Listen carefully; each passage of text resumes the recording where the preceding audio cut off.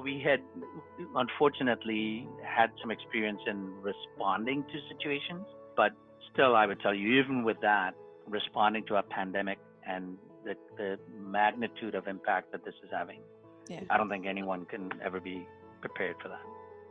You build a thick skin very quickly, and all of those little experiences in your life kind of build you into the person you are, and you're either resilient and a fighter and you run to that fire, or you don't. This is a much larger fire to put out, but I think that we have the mindset and the resourcefulness and the network and resources at our disposal to leverage to help us deal with this in the best way we think we can and the best way we know how.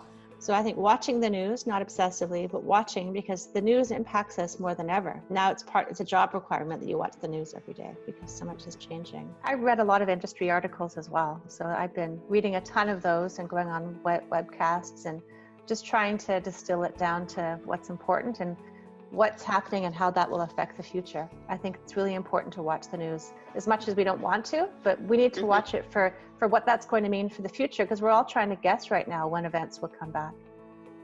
I was thinking about it probably around February the 23rd. I was thinking, no, we can still do these events, and maybe that's the Pollyanna in me. We have a conference in June in Winnipeg, and my president called me and he was having some members call him and saying they weren't allowed to travel. I think that was probably the first couple of days of March. I wasn't thinking, we're going to have to postpone or cancel. I was thinking, no, we just have to think about it differently. Maybe there's some things we can do in conjunction with the venues that we can make it work. By the time we got around to the 11th, I realized this is much, much bigger than anything I've ever seen before. I remember it well because it was February 28th. So it was literally the week before everything unfolded. I was in the Vancouver airport and it was the most eeriest thing in the world. I stayed at the hotel that was in the international side. It was empty. It was like a ghost town. All the international flights going to most of Asia had all been canceled. And that's when, for me personally, the penny dropped. You know how we have these self-serve kiosks in the airport? There must have been hundreds of them, all empty. Whereas when I had crossed that floor before, it would be thousands of people. That is for me when I thought, ooh, this is real and everything's going to be canceled imminently. I was trying to say, if you act quickly, if you give us some sense of direction, then we will be able to manage ourselves. But it seemed like no one was able to. We thought that Minister MacLeod, who would be speaking to public health in Ontario, and possibly Theresa Tam would be able to make that call. Meanwhile, we're watching other provinces and how their cancellations were unfolding. Quebec came out very early, BC came out very early, and just said, oh, no, you won't be having large-scale events.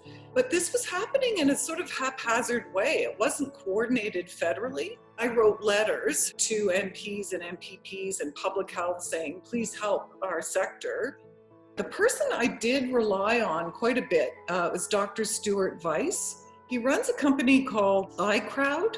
Basically, it's crowd consulting. So he's a medical doctor. He's in New York City.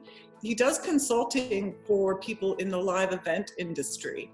And so he was running like a little webinar, Q&A kind of thing on a weekly basis. And so I would attend those religiously and I read his newsletter. And it was just the perfect combination for a planner between scientific fact and predictions. I don't think anyone could be 100% trained for something of this magnitude. I mean, we've never seen this on the planet in 100 years.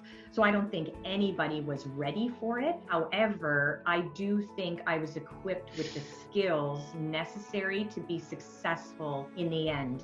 So things that I've definitely learned sort of on the fly, being in the industry for 10 years, as well as the training that I got through my CMP, as well as my degree in event management. So things like thinking on your feet, being able to pivot, being mindful of, branding and outward expectations and specific communications that you can use. So I think I had the skills going into this to be successful, but I don't think I was sort of ready for it.